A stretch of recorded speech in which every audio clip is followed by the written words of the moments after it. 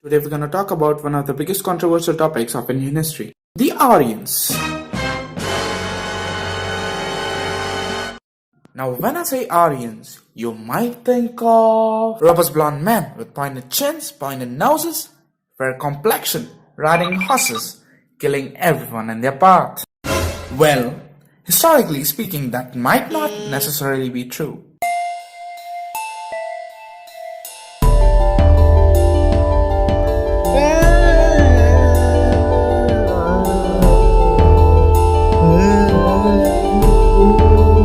The first inscriptive mention of the word Arya is found at Behestan, Afghanistan, in an inscription by the Persian king Darius I. Unlike the current understanding of the word Arya, where we use it to refer to a specific community of people, the word comes from the Sanskrit language and means noble. So Aryans equals nobles. Problem solved, right? No. History is never that easy. Now, the meaning of the word is clear. But how and when did this whole confusion about the origins of the Aryan people start?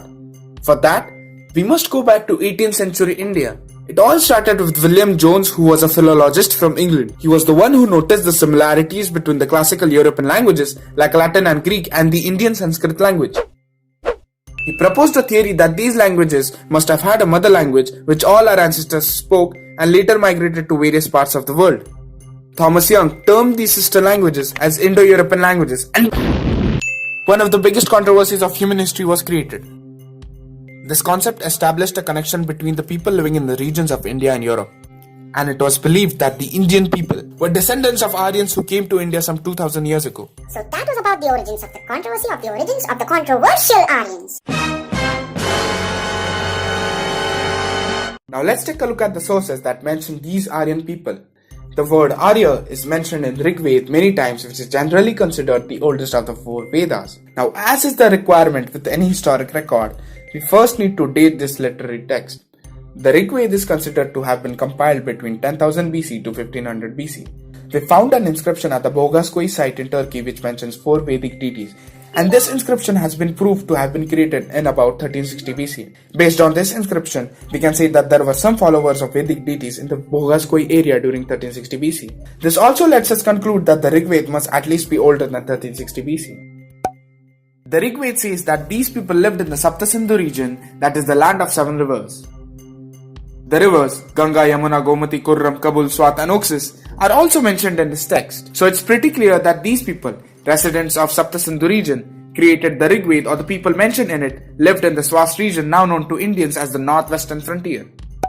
Just like the word Arya, several other words are mentioned in the Rig Veda like Das, Dasyu and Pani. They are called Anarya and they are not so noble or painted in a villainous role in the Rig Veda. As per the Rig Veda, their lips are like bulls, they are Ayadnya, Avrata, phallus worshippers and basically not the followers of Indra. These Dasas, Dasyus and Panis were basically clans of a big tribe. Dasas were farmers, Dasyus were laborers, and Panis were rich merchants and traders. That brings us to our next point, Rigvedic tribes. The major event that is mentioned in the Rig Veda is the Dashradnya War. Vishwamitra was a royal priest to King Sudas of the Bharat clan. But when the king replaced him with, says Vasishtha, Vishwamitra decided to take revenge on him and gathered 10 kings of 10 clans. This war was fought on the banks of Parushni river. King Sudas and the Bharatas won this war and expanded their territory. The conquerors moved further and settled on the banks of the Ganga and Yamuna rivers. Now we know enough about the Aryans, their tribes, the war, the Rig Veda, etc, etc, etc. So now let's talk about the big question. Were these Aryans indigenous or foreign invaders? First, the Aryans in the Rig Veda believed the region of Saptasindhu was created for them by the gods. It is considered an evidence that they believed themselves to be from that region. Another theory suggests that the Aryans were indigenous people who were the descendants of their Mesolithic ancestors but later became traders and merchants and built great cities of the Indus Valley civilization, and after its decline they turned to God and created Rig Veda. Aryan invasion theory. This theory suggests that these people probably migrated from the Eurasian steppes around 5000 BC and they arrived at the borders of India on their horses and chariots in around 2000 BC. Scholars like B.G. Tilak trace the origins of the Aryans in the Arctic region. This conclusion was drawn from the astronomical mentioning in the Rig Veda. And last but not the least, Indra, who is a major Rigvedic god, is called Purandar, which means destroyer of fortified cities. Scholars like Sir Robert Eric Mortimer Wheeler relate this concept of Purandar with the foreign Aryans destroying cities built by the indigenous people. So the conclusion to this Aryan issue? Well, first of all, most of these problems lie in misinterpretation of facts. There were no Aryan people as such, just the people living in the Saptasindhu region who called themselves Aryans.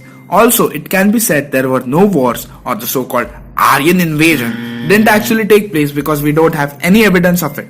Yes, the migration of Aryans and other communities is certainly possible. Whatever may have happened, we now know that around 1500 BC, these people, whether of indigenous or foreign origins, settled on the banks of 7 rivers and later settled on the banks of Ganga and Yamuna rivers. They were warrior clans and pastoral communities who later became farmers. They formed small states called Mahajanapadas, but more on that in our next episode. Hope you found this brief summary about the Aryans useful. Drop a like and subscribe for more. And remember, history is always in the making.